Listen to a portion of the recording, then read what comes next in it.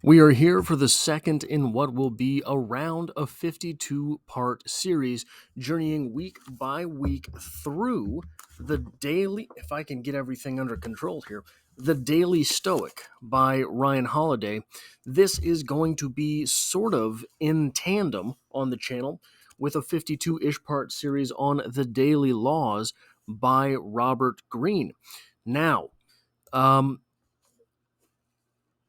it's going to be about 52 weeks or 52 parts, as in once per week, but I might throw in other episodes here and there. Today, we're talking about the entry from January 8th called Seeing Our Addictions. It begins with a quote from Seneca: "We must give up many things to which we are addicted, considering them to be good. Otherwise, courage will vanish, which should continually test itself. Greatness of soul will be lost, which can't stand out unless it disdains as petty what the mob regards as most desirable." Most desirable. The mob regards as most desirable. We will get back to that a little bit later in the video, but the entry from Holiday himself reads as such: "What we consider to be harmless indulgences can easily become full-blown addictions. We start with coffee in the morning, and soon enough we can't start the day without it. We check our email because it's part of our job, and soon enough we feel the phantom buzz of the phone in our pocket every few seconds. Soon enough, these harmless habits are running our lives." It says running, but I would say it's also ruining. "The little compulsions and drives we have not only chip away at our freedom and sovereignty, they cloud our clarity. We think we're in control, but are we really? As one addict put it, addiction is when we've, quote, lost the freedom to abstain, end quote. Let us reclaim that freedom. What the addiction is for you can vary. Soda, drugs, complaining, gossip, the internet, biting your nails. But you must reclaim the ability to abstain because within it is your clarity and self-control." The question of addiction is not the question that we often see portrayed in Hollywood, on television, etc. The question of addiction is much more minute than that. I remember when I was living in St. Joe, it took me forever after graduating to save the money and get myself an associate's degree, pardon me, from the community college in order to go away to university. And by the time I did, it ended up being in St. Joseph, Missouri. And one day in the gym, I saw the biggest, strongest man I had ever seen in my life. He was laying down on a decline bench press. When I first saw him, he was loading it up. He loaded up a decline bench press with 495 pounds of weight. And I asked him, "Would you like a spot?" And he laughed at me, said no thank you, laid down and continued to pump out 10 reps with 495 pounds. Of course, I had to ask him everything he knew. It turned out he was a preacher. He asked me to one of his sermons. So I went. I'd never really been to church before. I decided to go. And he was giving a talk on addiction. And he was, I believe he was using the prodigal son to make the point. In the prodigal son, a young man asks for an advance on his inheritance from his father. So his father goes ahead and dishes it out. He runs away and loses the entire fortune. And the son does not want to return. In time, he does return, and he is surprised that he is returning into his father's open arms, as opposed to being castigated. Now, he used the boys. I don't remember the exact details, but he was using it as a tool to talk about addiction and how you might not believe that there is someone who will be waiting for you when you put down your addiction. And he said, everyone has these types of addictions. And I'd never really thought of it that way. And he, standing up there in front of everyone, said some people are addicted to alcohol. Maybe you're addicted to drugs. Maybe you're even addicted to internet pornography. And he said this in front of everyone. And I'd never really been to church before. I didn't know, is this what people talk about? So I'm looking around and I'm thinking to myself, oh my God, how did he know? But I tell that story because addiction, I don't think, is necessarily at all like they show on television. They show people addicted to heroin, people addicted to alcohol, these types of things, but there are much more minute things to which we become addicted, and they can ruin our lives long before we become strung out on addiction. They can ruin our lives long before we get to the point where an intervention is needed. They can ruin our lives in a way that an intervention is never even thought of. So these minute little addictions that we have, Holiday mentions in his entry here, feeling that phantom buzz in your pocket, that is an addiction, and we don't think of it as such. And no, we'll never be scratching ourselves trying to get the cell phone feeling out of our skin. But what we will do is slowly ruin every day. What we will do is constantly become a little bit less active, constantly become a little bit less effective, constantly be distracted away from those things which we had always planned to do. You sit down to write the next great American novel, all of a sudden you're on Instagram. You sit down to write the best song anyone ever did here, and all of a sudden you've pulled up Twitter. All of these things are addictions that we don't really think of as destructive as they are. Caffeine, right? You caffeinate yourself enough that you can't fall asleep at night. And I don't know if this is true. I remember this from a long time ago, a long, long time ago. I had wandered into back when I was still lifting, I had wandered into a GNC, and one of the meatheads that worked there, and not disparaging the guy, he would have proudly declared himself a meathead. And these people, these meathead types, know crazy stuff about anatomy and physiology. They just do, if they take it seriously enough. And what he was saying is something about how caffeine is a crystalline structure or something, and I didn't know.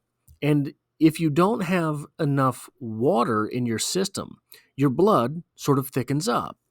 And if you have too much caffeine in your system, it's just floating around until it has the water left to break it down. And oftentimes, one of the small strategies that people will use to lose weight is not just drinking more water, but drinking a little bit of water before bedtime.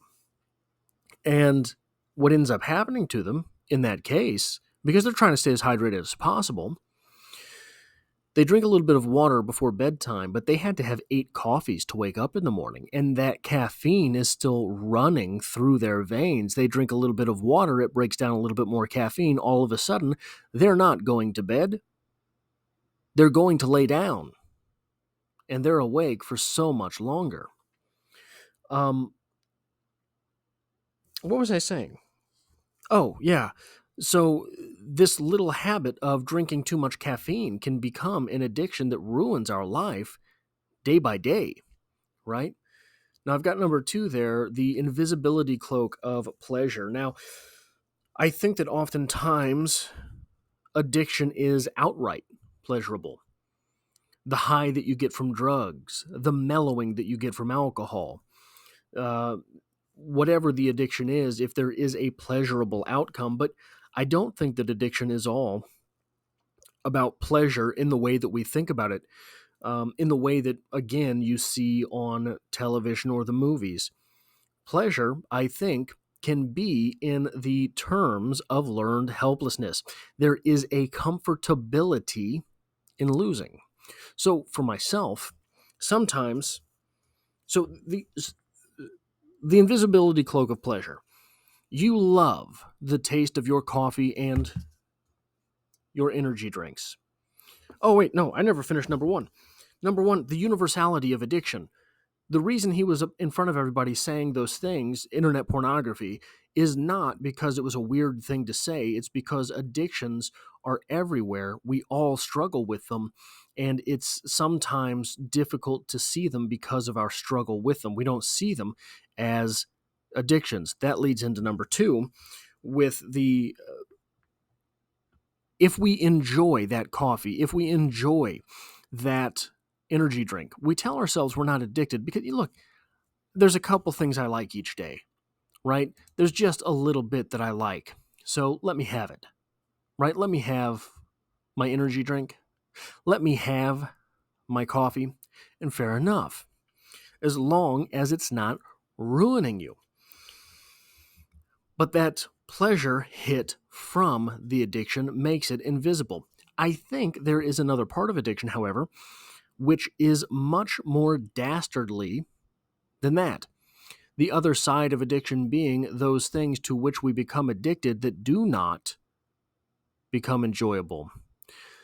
If you think about learned helplessness, so learned helplessness, they put dogs in a cage, they electrocuted them through the wire at the bottom. The dog jumps around and it doesn't matter because the bottom of the cage is electrified.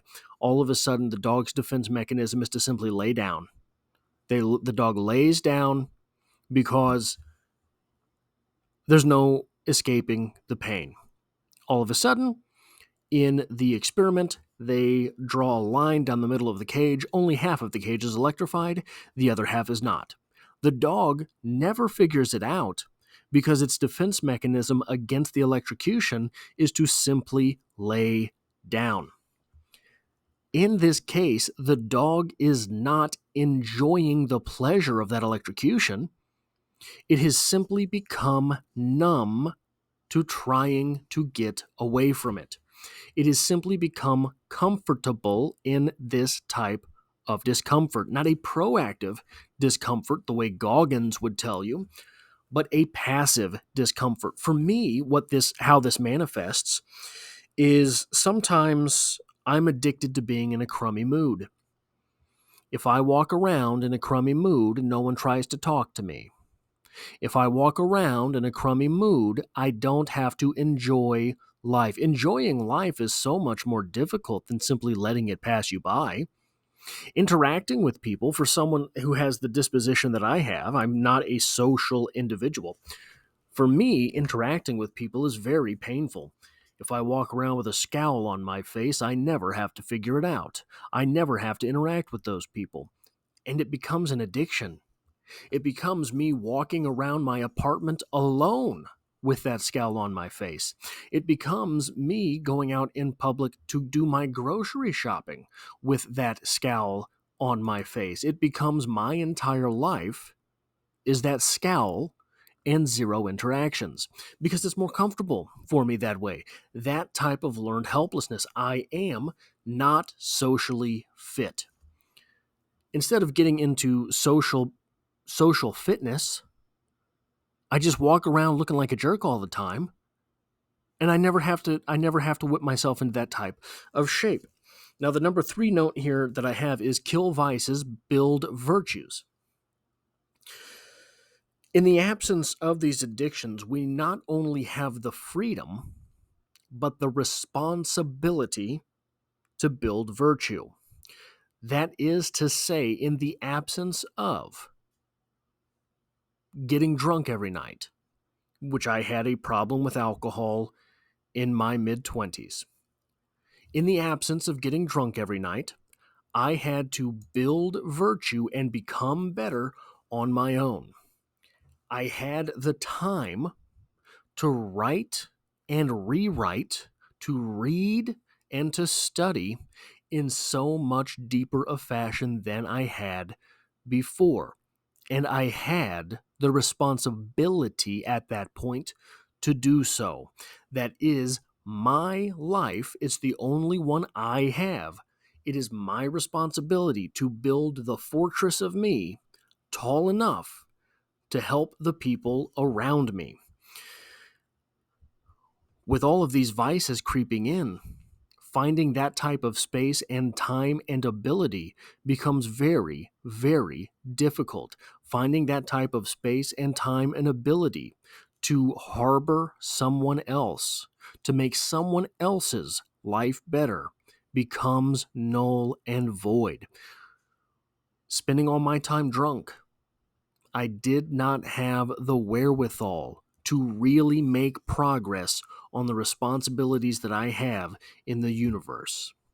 That is all I have for this, the second episode, and what will be about a 52-part journey through the Daily Stoic by Ryan Holiday. This is, again, in correlation with a series on the Daily Laws by Robert Greene. If you like this sort of thing, hitting the like button really does help me out, as it tells YouTube to share this video with others. And if you find yourself here by chance but not design, I have lots of stuff going on the channel, and I hope to have you back for the next one.